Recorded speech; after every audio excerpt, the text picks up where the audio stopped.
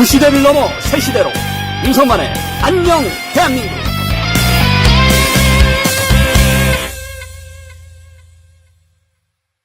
제가 전에 한번 언급을 드린 적이 있는데 네. 선수가 높아지고 그리고 정치적 연륜이 쌓인다고 해서 무조건 지혜가 많아지고 내공이 깊어지거나 인사이트가 커지는 건 아닙니다. 예를 들어서 아까 이제 채팅창 중에 재밌었던 글 중에 하나가 뭐였냐면 김문수 후보한테 네. 어떤 한 우리 시청자분께서 그냥 아프다고 하고 미치겠다. 한동훈 후보한테 넘겨라. 바톤을 넘겨라. 시청자분이 그런 말을 남기셔가지고 동의합니다. 와, 저는 동의합니다. 아니, 만약 포기하면 그게 법적인 문제는 가능합니다. 그게 거리시에 예를 들어 사망하거나 그럴 경우에는 돼요. 아니, 예. 포기는 안 되지. 포기는 안 될 거예요. 그러니까 사방 아니면 안 된대요, 여러분. 아, 근데 이제 다리 하나가 부러지거나 거기까지 하겠습니다. 거기까지. 아, 근데 이런 아이고야. 얘기가 자꾸 퍼져나가면 김문수 후보도 이거 방탄복 입고 다닙니다. 아, 그러니까 안 돼, 안 돼, 안 그렇네요. 돼.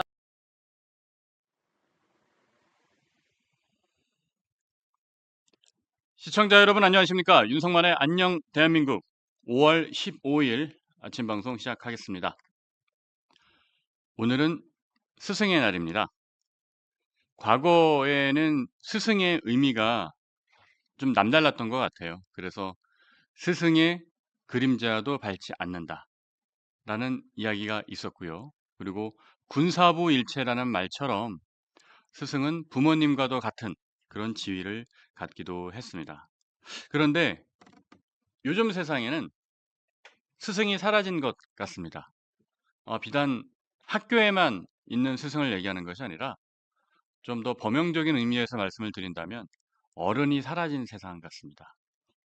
그러니까 나이가 많아서 어른이 아니라 우리 보통 사람들이 존경하고 따를 수 있는 그런 어른, 그런 스승이 사라진 것 같다는 생각이 듭니다.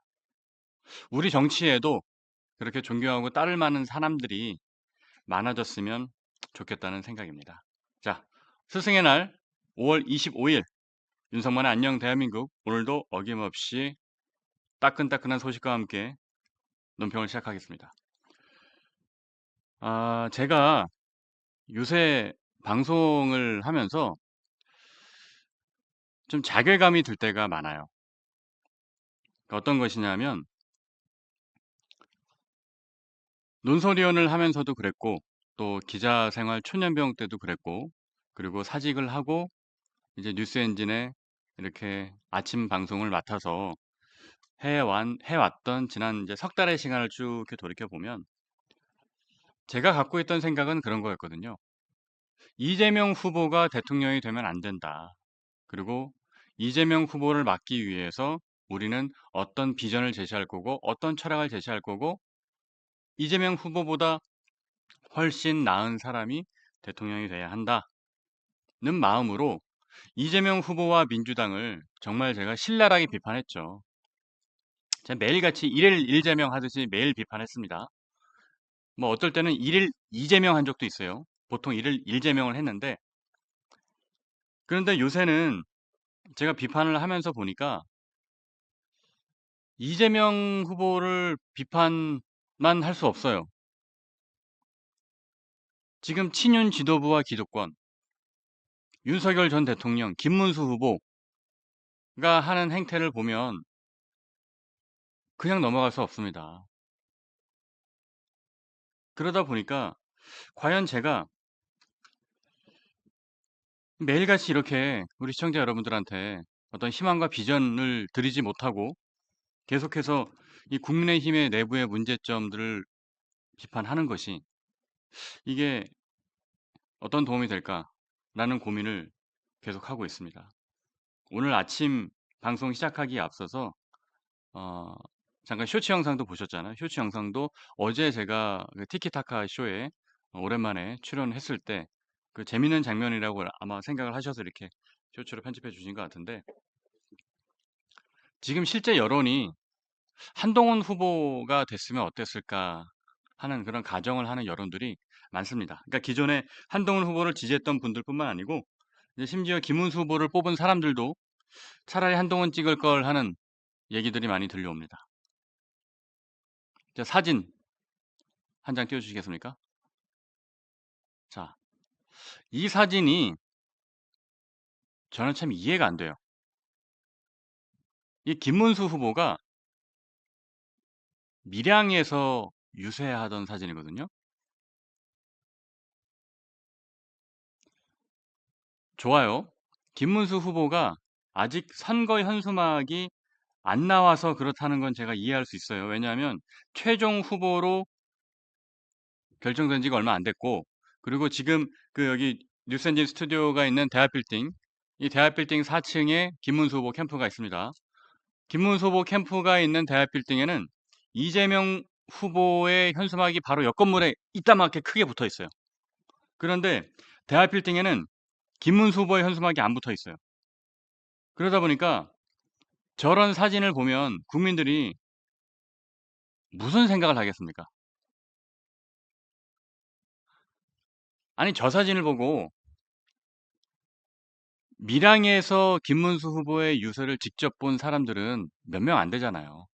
뭐 한동훈 후보처럼 뭐 진짜 많은 인파를 몰고 다니는 분도 아니고 몇 명 안 됩니다. 그 관계자들 빼고 나면은 순수한 시민들은 아마 손에 꼽을 정도일 거예요. 그러면 언론에 실리는 사진, 영상, 기사, 또 커뮤니티에 퍼지는 뭐 짧은 짤들, 그런 걸 보고 국민들은 김문수 후보를 알게 되는 거거든요. 그런데 100마디 말보다 저런 시각적인 사진 한 장이 국민들의 뇌리에는 크게 와닿는 겁니다. 자, 김문수 후보가 열심히 유세를 하는데 저 사진을 보면은 김문수 후보의 말이 들어오겠습니까? 우리 지금 시청자 여러분들도 참 부글부글 하십니다. 부글부글해요. 국힘이 미쳐가는구나. 심각하다. 지도부 하는 꼴이 참 대단하다. 쫄딱 망해봐야 국민의힘 정신 차린다. 부끄러워서 못 살겠다. 이길 생각이 없는 거다. 우유 제키 사랑님, 뉴스 화면에는 이재명 사진 엄청 크게 나왔습니다. 이 사진보다 더 크게 나왔습니까? 아, 그거 참 문제네요. 루비님, 현수막 몇 시간이면 만드는데. 그러니까 요새는 뭐 현수막 뭐 사람이 손으로 무슨 뭐죠? 6.25 전쟁 직후도 아니고 직접 그리는 것도 아닐 텐데 다 기계로 뽑을 텐데 저게 그렇게 오래 걸릴 일인가요? 아니면 하다못해 저는 그런 생각을 해요. 이재명 후보 현수막이 없는 데서 유세를 하면 안 됩니까? 아마 김문수 캠프에서는 제가 해명을 들어보진 않았는데 이렇게 해명할 겁니다. 저거는 카메라 기자가 악의적으로 찍은 거다. 악의적으로 찍은 거다. 그거는 말이 안 되죠. 사진 찍는 거는 사진 찍는 사람 마음이지 거기에 악의가 어디 있습니까? 그리고 예를 들어서 트럼프 전 대통령이 그 총기 피습당해서 잘못하면 사망했을 했을 때, 이 귀에 총알이 스쳐갔을 때, 그 유명한 사진 있잖아요. 그 뒤에 성조기가 있고 이렇게 딱 이렇게 파이팅하는 모습. 사진 프레임이라는 건 말이죠. 어느 각도 또 원근 피사체를 어디에 두느냐에 따라 당연히 달라질 수밖에 없는 겁니다. 그 내용이. 그렇다면 이 선거 캠프에서는 카메라 기자가 어느 각도에서 어떤 구도에서 찍더라도 우리 후보에게 마이너스가 안 되도록 유세 현장을 골라야 됩니다. 그리고 캐니캐니님, 저는 사실 선거 유세 현장을 가보지를 못했는데 캐니캐니님 이런 말씀 해주셨네요. 세상에 대통령 유세 현장에 꽹과리에다가 북치고 태극기 흔들고 정말 개판이다 부끄러워서 참 저도 헛웃음이 나옵니다. 정말 그렇습니까? 진짜 꽹과리 치고 북치고 태극기 흔들고 그럽니까? 제가 뭐 태극기 흔든다는 얘기는 들었거든요. 뭐 미국 성조기도 나오고 이스라엘 기도 나온다고 하는데 저는 그게 진짜 이해가 안 돼요. 미국 성조기는 좋아요. 한미동맹이고 워낙 그쪽에 계신 분들이 뭐 윤석열을 구하기 위해서 트럼프가 온다. 뭐 이런 말도 믿을 정도였으니까 성조기까지는 이해가 되는데 이스라엘 기는 왜 있는 겁니까? 이해가 안 되죠. 다른 사진 하나 또 보여주시겠습니까? 이거예요. 이게 원사진입니다. 저게 이제 무대 쪽에서 김문수 후보를 피사체 중심에 놓고 이제 관중들이 보이게 찍은 거거든요. 자, 그러면 한번 생각을 해보세요. 자, 저 장소가 유세 현장이 저렇게 생겼단 말이에요. 그러면 저렇게 생긴 유세 현장에서 이재명 현수막이 안 나오게 찍으려면 어떻게 해야 됩니까? 제가 거꾸로 묻는 거예요. 우리 김문수 캠프에다가. 저렇게 생긴 현장에서 이재명 후보의 현수막이 안 나오게 김문수 후보와 또 그 선거의 유세에 참여한 시민들의 모습을 찍으려면 어떻게 해야 되는 겁니까? 저게 말이 됩니까? 아니, 왜 장소를 골라도 하필이면 저런 데를 골랐을까요? 만약에 저는 이런 생각도 들어요. 최종 후보로 김문수 후보가 늦게 결정돼서 그랬다라고 하면 그냥 국민의힘 현수막을 좀 미리 걸어놓을 수도 있는 거 아닙니까? 우리가 선거 유세를 할 수 있는 포스트는 각 지역별로 정해져 있잖아요. 사람들이 많이 모일 만한 곳, 넓은 장소. 그냥 국민의힘 현수막이라도 미리 걸어놨으면 저렇게 이재명 후보가 전국 곳곳에 걸어놓은 거에다가 대응이라도 할 수 있잖아요. 어디 저 장소 사진을 한번 보십시오. 국민의힘 현수막이라도 어디 하나 보입니까? 아무것도 안 보여요. 이재명 얼굴은 저렇게 크게 나오고 기호 1번. 정말 저는 이번 선거 현장에서 가장 코미디라고 봅니다. 저게. 뭐 모르겠어요. 내일이나 모레 되면 또 어떤 일이 터질지 모르겠는데 뭐 가는 곳마다 뭐 미스 가락시장부터 해가지고 최상병도 모르고 가는 곳마다 희화화되고 있으니 내일이나 모레는 또 어떤 일이 생겨날지는 모르겠지만은 안타깝습니다. 돌직구님도 이렇게 말씀해 주셨네요. 울산에도 이재명 얼굴은 대문짝보다 큽니다. 혹시 PD님 혹시 찾을 수 있으면 한 장 좀 찾아주시길 부탁드리겠습니다. 울산 선거 유세에서도 이재명의 얼굴이 대문짝보다 크다. 건물을 다 덮었다. 아, 참 심각합니다. 심각해요. 이런 상황이면 저도 이제 좀 취재를 해볼 거 아닙니까? 취재를 해보면 이제 김문수 후보가 이제 유세하는 곳 현장에 참여했던 분들의 이야기를 조금 들어보니까 한동훈 후보와는 많이 다른 것 같아요. 한동훈 후보 때는 가는 곳마다 인파가 몰려가지고 그렇게 악수하려고 그러고 사진 찍으려고 그러고 그랬는데 김문수 후보는 그런 어떤 그 유세 어떤 기세가 매우 약한 것처럼 보입니다. 자, 그럼 다음 기사 보면서 얘기해 보겠습니다. 그 사진은 나오면은 한번 제가 보여드리고요. 자, 다음 기사 보겠습니다. 한국일보 기사인데요. 이재명, 김문수, 보수 아성, PK 혈투. 압승이냐, 반격이냐. 자, 이런 기사 아주 어색합니다. 아주 어색해요. 왜? PK는 국민의힘의 텃밭입니다. 그죠? 지난 총선에서 한동훈 비대위원장이 이끌었던 지난 총선에서 부산 국민의힘이 압승했습니다. 작년 부산 금정구청장 선거 한동훈 대표 있을 때 압승했습니다. 그랬던 곳이 PK예요. 그래서 지난 총선에서 무슨 발언이 나왔습니까? 잘못하면 하마터면 국민의힘이 개헌 저지선도 못 넘을 뻔했는데 개헌 저지선을 부산에서의 압승으로 넘겨준 것 아닙니까? 넘어준 것 아닙니까? 그랬던 PK가 정말 심각합니다. PK는 말이죠. 유권자 수가 660만 명이에요. 인구수가 아니고 유권자 수가. 그러니까 표를 행사할 수 있는 사람이 전체 유권자의 15%입니다. 수도권 다음에 최대 표밭이에요. 그리고 국회의원 40명 중에 33명이 국민의힘이에요. 이거 뭡니까? 그럼 국민의힘 의원이 40명 중에 33명이면은 단순 계산을 해도 말이죠. 66에 17 더하면 83. 80% 이상이 나와야 돼요. 국민의힘 국회의원 숫자를 비율로 따져보면 PK에서는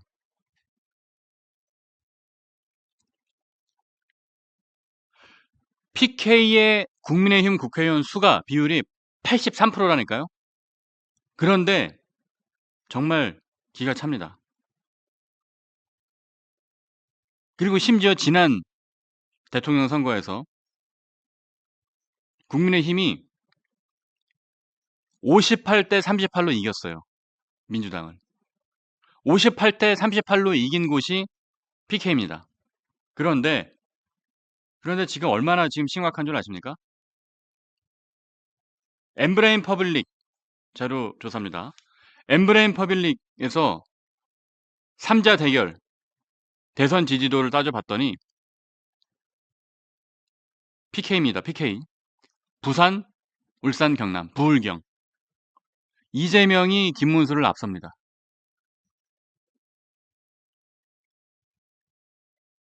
충격적입니다. 이재명 후보가 PK에서 김문수 후보를 앞섭니다. 국민의힘의 텃밭인 PK에서.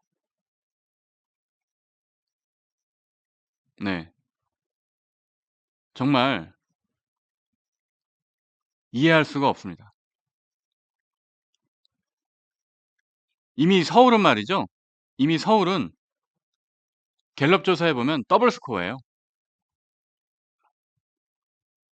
전국적으로도 이재명 후보가 압도하고 있습니다. 이런 상황에서 석동현, 장해찬, 김문수 캠프는 뭘 하는 겁니까? 석동현이라는 사람이 왜 김문수 캠프에서 뭘 하겠다는 거죠? 장해찬 씨를 또 복당한다? 아니, 김문수 후보가 이기고 있어도 모자랄 판인데 왜 자꾸 표 깎아먹는 질만 하는 겁니까? 정말 이해할 수가 없어요.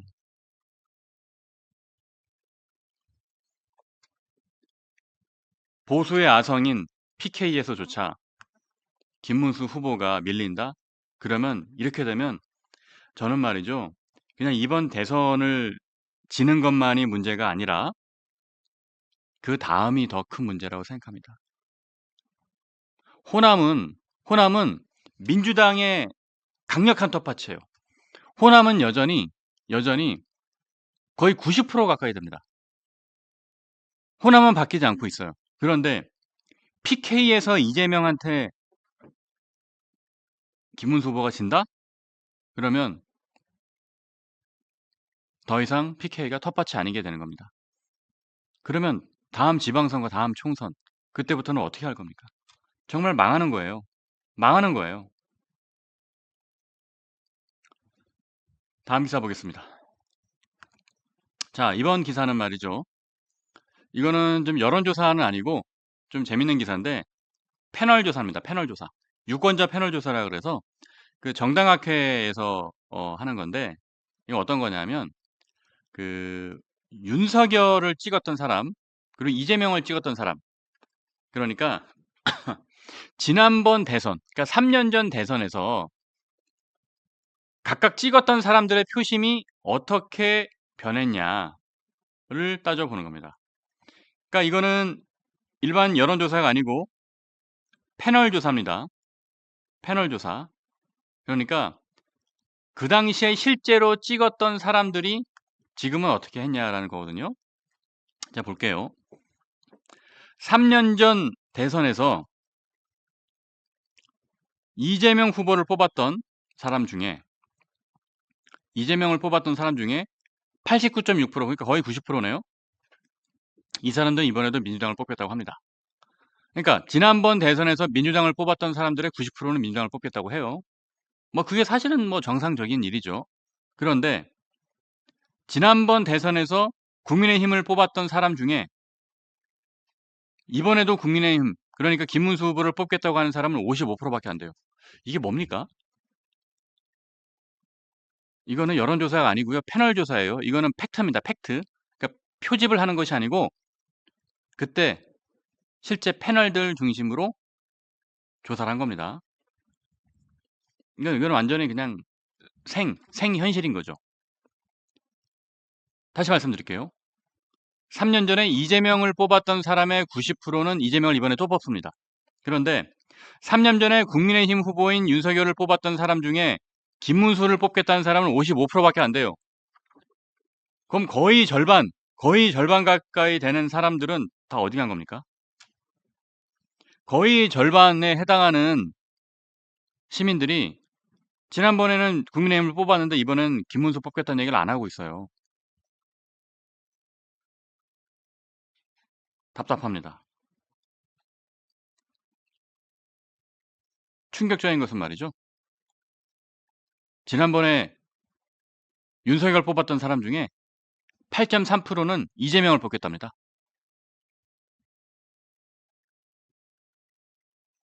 거의 10명 중에 하나인 거죠. 지난번 대선 몇 프로 차이였어요? 0.7% 차이였어요. 자, 우리가 이렇게 한번 생각해보죠. 자, 8.3%가 윤석열을 뽑았다가 지금 이재명으로 8.3%가 갔어요. 그죠? 그러면 여기서 여기로 간 게 8.3%면 이 두 개의 차이는 8.3% 차이입니까? 아니죠. 그 배입니다. 16.6% 차이가 나는 겁니다. 왜? 여기서는 빠지고 여기서는 플러스가 되니까. 다시 말씀드릴게요. 여기 있던 8.3%가 이쪽으로 갔어요. 그럼 여기서는 마이너스 8.3이고 여기는 플러스 8.3이에요. 그럼 두 개를 더하면 16.6입니다. 득표 차이가 16.6이 난다는 얘기예요. 그러면 이거 무시하면 안 됩니다. 어마어마한 겁니다. 왜? 지난 대선이 0.7% 차이로 이겼잖아요. 그래서 국민의힘 지도부는 뭐 이석연 전 법제처장이나 뭐 정규제 조갑제 이런 사람들이 이재명 후보의 우호적이고 또 홍사모 홍캠프에 있던 스탭들이 이재명을 지지한 것, 그 다음에 카이스트 이병태 명예교수, 홍준표의 책사인 이분들이 선대위를 합류한 거 이런 거에 대해서 애써 의미를 축소합니다. 아이 그거 뭐 별거 아니다. 별거 아니라뇨. 지금 패널 조사가 얘기해 주잖아요. 윤석열을 뽑았던 8.3%가 이재명을 지지하러 갔다니까요. 그럼 여기는 마이너스 8.3, 여기는 플러스 8.3, 도합이 16.6%. 16.6% 차이가 나는 겁니다. 지난번에 0.7% 박빙승부였기 때문에 패널 조사만 놓고 보면 16.6에서 0.7 빼면 얼마입니까? 15.9% 차이로 진다는 얘기예요. 이 패널 조사만 놓고 보면 15.9% 차이? 자, 제가 드리는 말씀이 농담 같나요? 자, 우리 권성동 위원장님, 이게 농담 같아요? 지금 어제 나왔던 갤럽 조사 보십시오. 어제 나왔던 갤럽 조사 이준석도 높게 나왔죠. 생각보다. 어제 나왔던 갤럽 조사에서 이재명 대 김문수 51대 31입니다. 20% 차이예요. 그리고 역대 대선에서 단 한 번도 선거 기간이 시작되고 2등이 1등을 따라 본 적이 없습니다. 역전해 본 적이 단 한 번도 없습니다. 그리고 지금은 20% 차이가 납니다. 제가 정말 우리 국민의힘 지지자 여러분들께 죄송한 말씀을 드리겠습니다. 역전 불가능합니다. 20% 차이가 나는 거는 역전 불가능합니다. 한간에서는 지금 친윤들은 그런 기대를 하고 있죠. 아, 이준석이 한 8% 정도 나오니까 이준석 8%랑 합치면은 대충 한 40% 정도 되겠는데? 그럼 어떻게 뭐 잘하면은 뭐 어떻게 좀 해볼 수 있지 않을까? 천만의 말씀입니다. 이준석 후보가 뭐하러 단일화를 합니까? 자기 혼자서도 완주가 가능한데. 뭐하러 김문수 후보하고 투샷을 만듭니까? 뭐하러 자, 생각해보시면. 이준석 후보는 개혁과 시대교체를, 근데 왜 이준석 후보가 또 시대교체를 쓰는지 모르겠어요. 정치교체, 세대교체, 시대교체는 한동훈 후보의 슬로건인데. 어쨌든, 이준석 후보가 시대교체를 얘기합니다. 개혁을 하겠다고 합니다. 그런데 뭐하러 김문수 후보하고 단일화를 하겠습니까? 스스로 완주가 가능하다면. 그러면 김문수 후보는 지금처럼 20%포인트 차이로 지는 거예요. 물론 젖잘 싸하는 방법도 있습니다. 졌지만 잘 싸웠다는 방법. 아니면 정말 그 닥터 스트레인지가 얘기했던 1400만 분의 1의 확률로 앞으로 보름 동안 정말 김문수 후보가 엄청나게 깨달음을 얻어가지고 윤석열 전 대통령을 막 비판하고 친윤 지도부들 싹 다 물갈이하고 다음번에 공천 안 주겠다고 딱 약속하고 석고대죄시키고 그 당시 비상계엄에 동조했던 사람들 윤어게인 했던 사람들 싹 다 불러다가 국회 앞에서 삼보일배하고 권성동, 권영세, 나경원, 김기현, 박수영, 신동욱 이런 사람들 싹 불러다가 국회 앞에서 저쪽 광화문까지 삼보일배하면서 걸어가고 2박 3일 동안 그렇게 하면 가능성이 보일 수도 있습니다. 그렇게 하면 가능성이 보일 수 있어요. 근데 제가 아까 100% 진다고 했던 의미는 뭐냐면 그렇게 안 할 거란 뜻입니다. 제가 말씀드리는 것처럼 하면 그나마 조금이라도 가능성이 보일 수 있어요. 그때가 되면. 그렇게 하면 한동훈 전 대표도 국민의힘을 위해 적극적으로 선거 유세에 나설 명분이 생깁니다. 지금도 이재명 후보에 맞서서 가장 치열하게 싸우고 있는 사람이 한동훈 전 대표잖아요. 그죠? 하지만 지금처럼 윤어게인하고 석동현, 장해찬 심지어 어제는 그 누굽니까?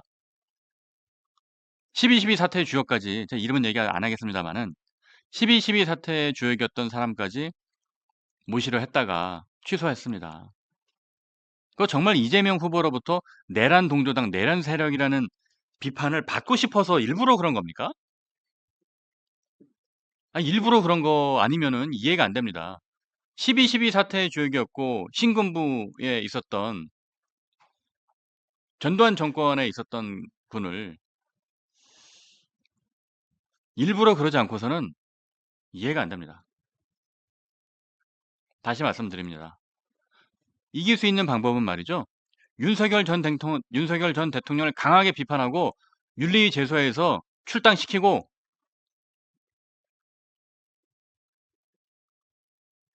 내란 특검법 같이 동조해서 통과시키고 그리고 그 당시에 부역했던 친윤 지도부 권성동, 권영세, 나경원, 김기현, 박수영, 신동욱 이런 사람들을 삼보일배 시키면서 국민 앞에 사죄하게 하고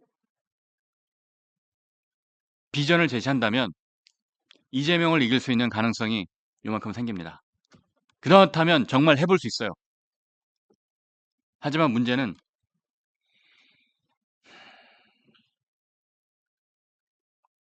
그렇게 안 하겠죠. 그리고 이제 이번 주에 첫 TV 토론 있잖아요.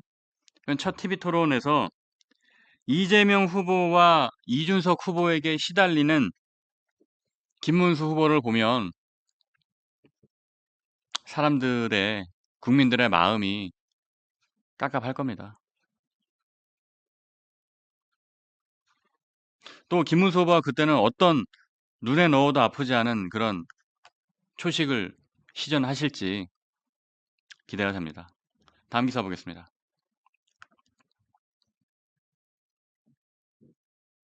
자, 그런 와중에 이준석 후보는 참 비호감 1위래요. 자, 요 얘기는 여기까지만 하겠습니다. 크게 이준석 후보 얘기를 더 해봐야 우리 입만 아프니까요. 여기까지 하겠습니다. 자, 중앙일보 사설입니다. 중앙일보 사설. 윤석열 이제야 자진 탈당? 늦어도 한참 늦었다.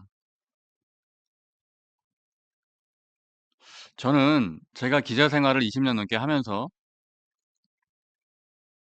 이 정치 현상들을 뭐 안에서 보기도 하고 밖에서 보기도 하고 그랬는데 조중동이 조중동이 이렇게 진보적으로 느껴질 수가 없어요.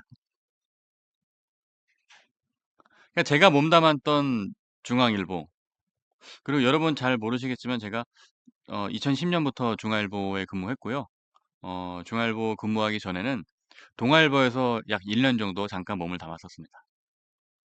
그리고 저는 그 제일 처음 기자 생활은 2005년도에 문화일보에서 시작을 했고요.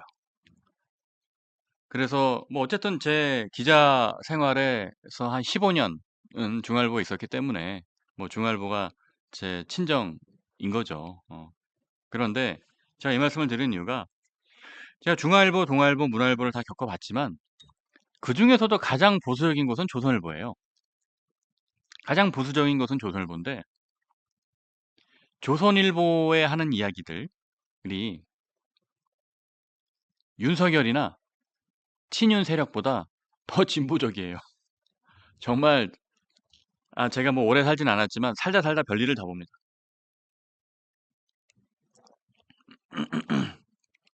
제가 대학생 때만 하더라도 그 조선일보가 가장 극우적인 언론이다 해서 엄청 비판받았거든요.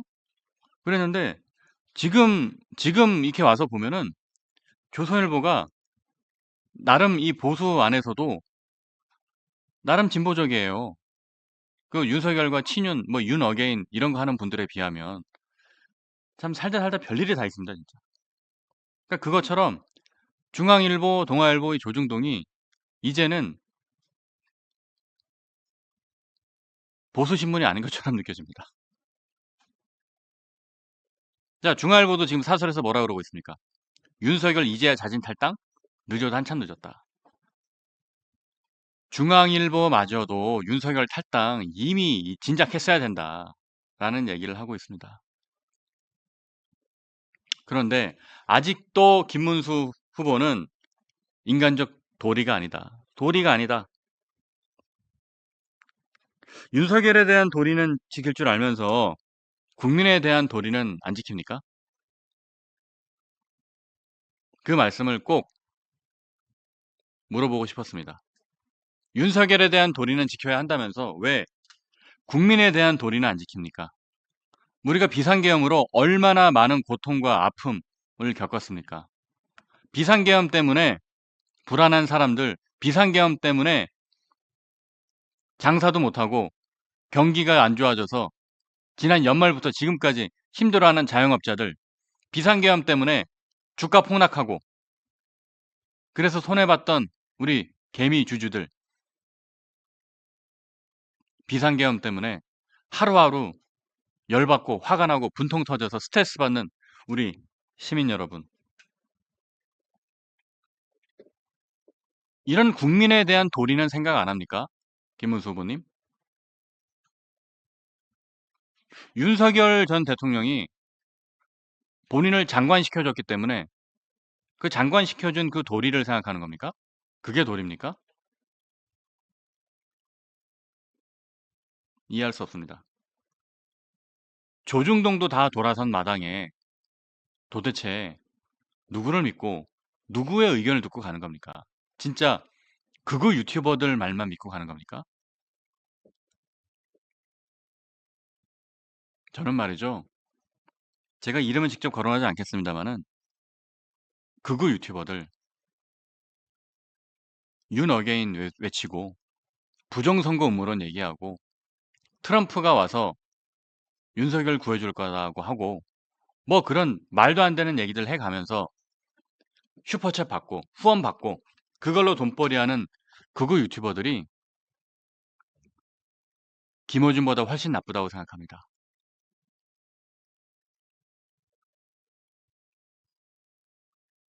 그들 때문에 국민의힘과 보수가 망하고 있습니다.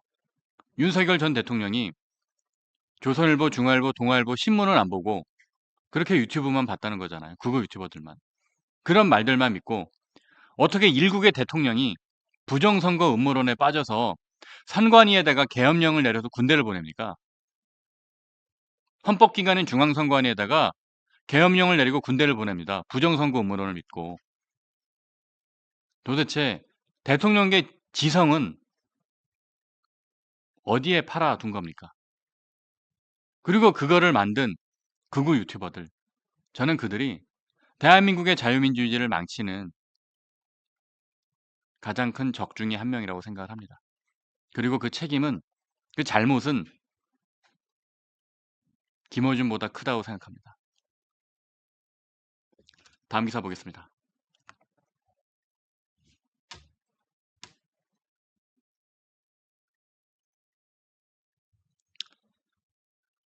지금 말이죠.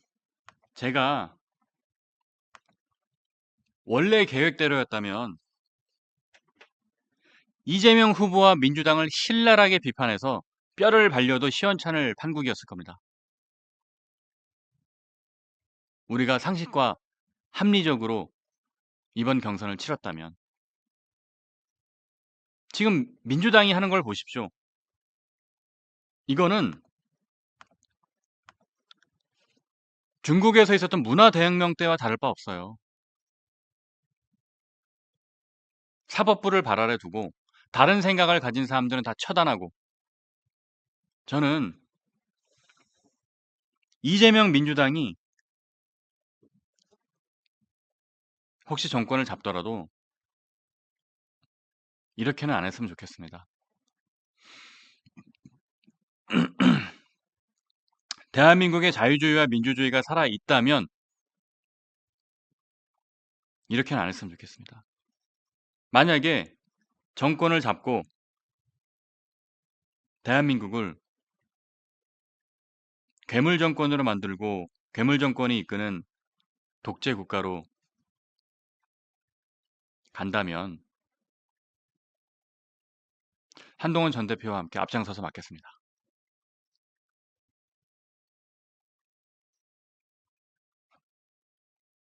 사법부를 제 손 안에 넣으려고 하는 이재명 민주당, 이런 반헌법적인 폭주, 대법원장을 끌어내리려 하고 대법관들을 청문회에 불러서 압박하고, 심지어 대법관 수를 14명에서 100명으로 늘리겠답니다. 14명에서 100명으로 늘리면 대법관들이 제대로 회의나 할 수 있겠습니까? 이건 뭐예요? 이것도 다수결로 하자는 얘기예요, 그러면. 숫자로 밀어붙여서. 대법원 판결에 대해서 헌법소원을 제기한다? 그러면 우리나라 3심제가 깨지고 4심제가 되는 겁니다. 헌법재판소가 제일 최고 재판기구가 되는 거겠죠. 근데 제가 뉴스엔진 통해서 우리가 여러 번 설명드렸죠. 대법관과 헌법재판관은 다르다고. 대법관은 국회의 동의를 거쳐서 이루어지게 되어 있습니다. 그러니까 최소한의 견제 장치가 있어요. 견제와 균형, 감시가 이루어집니다. 근데 헌법재판소는 대통령이 지명하는 3명은 그냥 임명하면 돼요. 국회가 반대하더라도. 그런 방식이다 보니까 헌법재판소는 대법관보다, 대법원보다 정파성을 띌 수밖에 없습니다. 하지만 지금까지는 그래도 헌법재판관 9명과 대법관 14명이 정말 콘클라베 형식으로, 수기 형식으로 치열한 토론 끝에 합의점을 찾아서 결론을 내려왔습니다. 그런데 대법관이 100명이 되면 100명이 어떻게 토론을 합니까? 그냥 손 들고 결정하는 거지. 거수기 하는 거고. 이렇게 되면 말이죠. 정말 대한민국은 그 잘 살다가 망한 남미의 독재 국가들처럼 되는 겁니다. 자, 그래서 오늘 윤석만평 시간에는 이 스트롱맨에 대한 이야기를 한번 해볼까 합니다. 자, 다음 기사 보면서 오늘 윤석만평 진행해 보겠습니다. 자, 김순덕 선배의 칼럼입니다. 김순덕 선배는 참 훌륭한 분입니다. 이 대한민국의 여성 기자로서 많은 여성 기자들의 이제 롤모델이 되고 있기도 하고, 그리고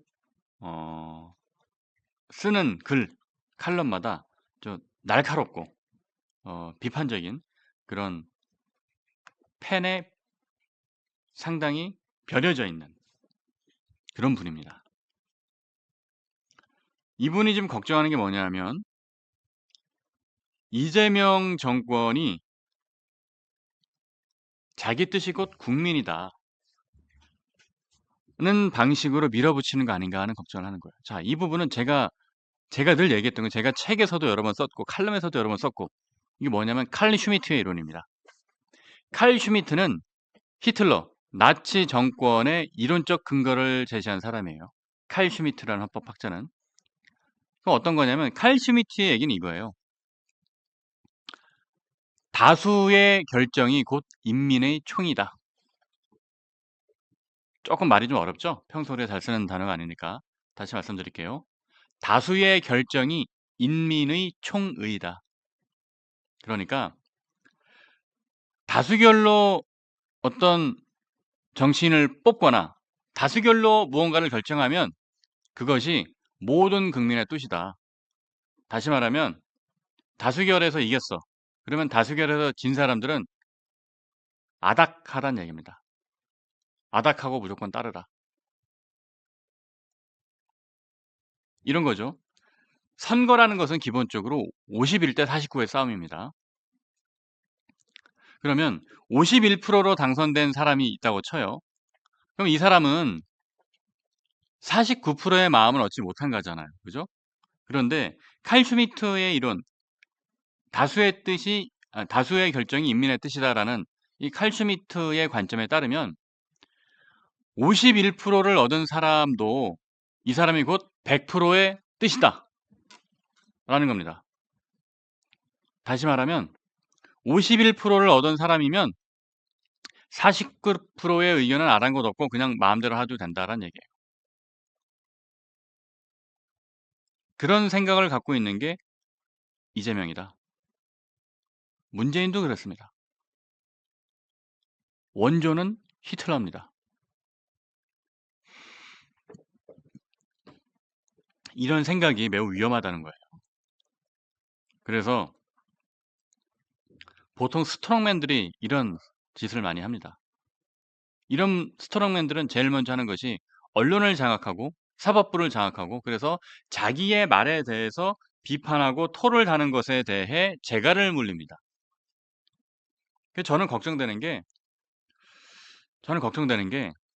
이재명 정권이 출범을 하고 난 다음에 자 정말 원하지 않지만 점점 상수화가 돼가고 있는 이재명 대통령의 탄생이 이루어지고 난 다음에 제가 예상하는 미래는 어떤 거냐면 문재인 정부의 적폐청산보다 훨씬 강도가 센 정말 2배, 3배, 10배는 셀 내란 청산 작업이 시작될 겁니다. 내란 청산 작업이 시작될 거예요. 그런데 뭐 일각에서는 그러면 위헌정당 심판으로 국민의힘을 해산시키는 거 아니냐라는 얘기도 나오는데 그건 절대 이재명을 잘못 안 겁니다. 이재명은 국민의힘을 해산시키지 않아요. 그럼 어떻게 하냐?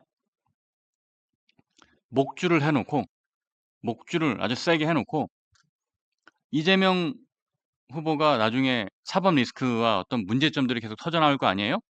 뭐 법원은 판결이 좀 여러 개 남았죠?